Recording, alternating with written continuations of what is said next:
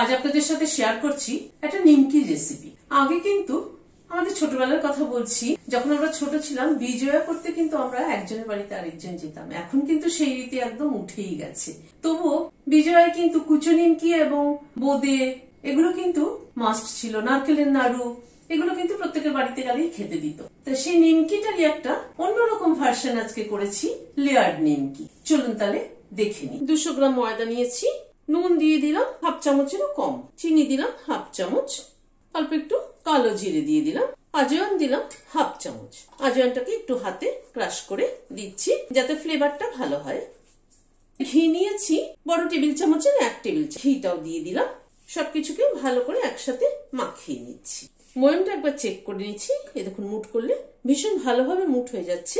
ময়মটা যত ভালো হবে তত কিন্তু নিমকি ভালো হবে। এবার অল্প অল্প করে জল দিচ্ছি, জল দিয়ে একটা ডো তৈরি করে নিচ্ছি। ডোটাকে তৈরি করে নিলাম। এই ডোটা তৈরি করতে এই পর্যন্ত জল নিয়েছিলাম। একটা ভেজা কাপড় দিয়ে ঢেকে রাখছি। হাফ এন আওয়ার মতো রেস্টে ছিল।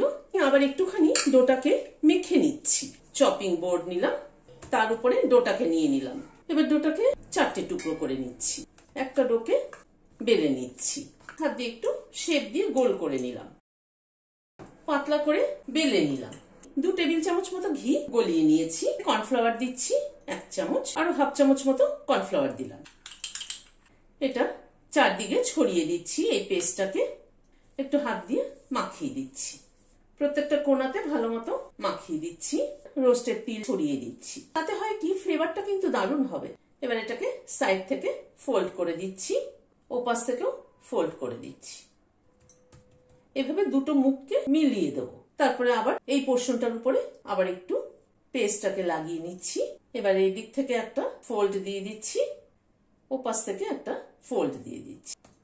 স্কোয়ার করে তৈরি করে নিলাম। নিয়ে আবার বেলছি। এবার একটু মোটা করে বেললেও চলবে। আবার এর উপরে পেস্টটাকে একটু লাগিয়ে নিচ্ছি।